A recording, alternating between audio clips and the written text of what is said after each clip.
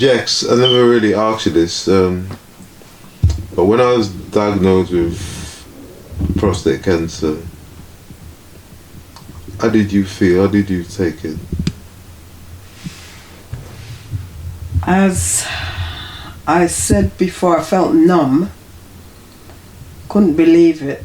And I just thought of the chronic myeloid leukemia you had. Mm.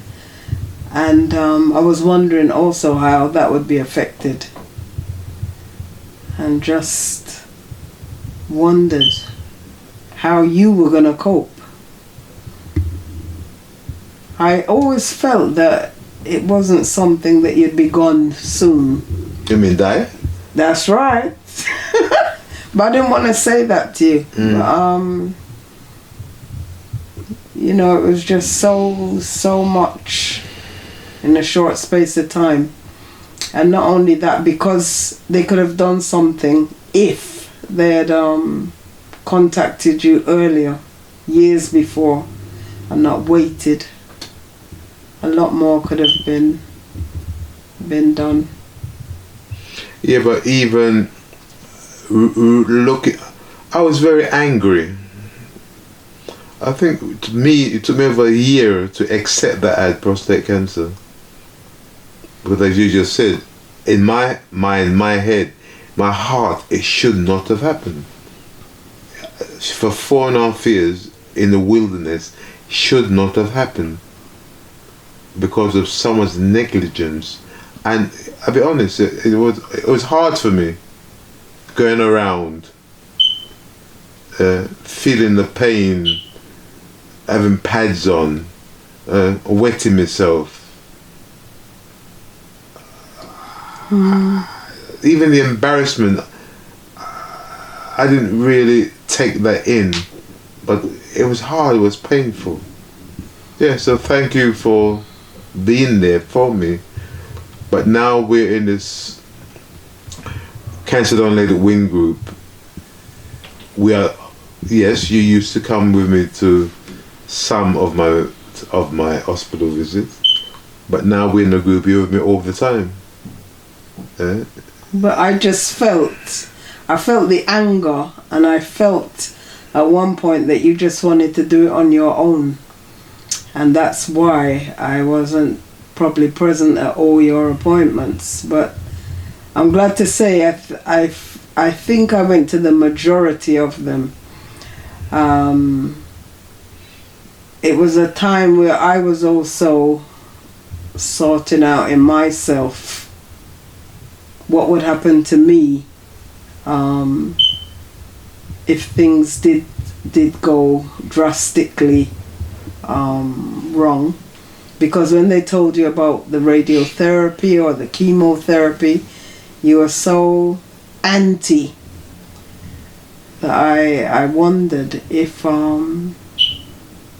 you were really helping the cancer to become more aggressive, because you weren't really listening. So that was another worry for me.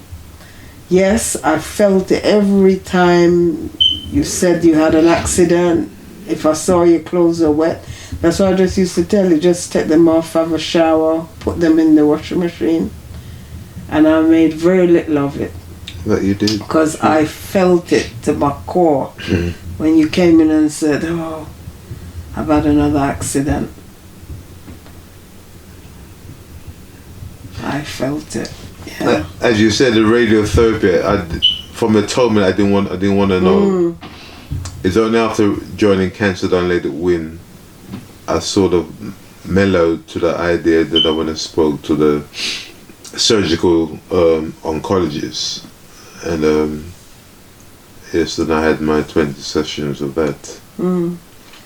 But so the group has been good for you, and it's been good for me as well, because I just feel more relaxed about the whole diagnosis and the whole prognosis as well. I just feel more relaxed about everything. You just take every day as it comes. Well, I know I put you through some hard times. Yes, you did. Hard. Talking loud to you. Not.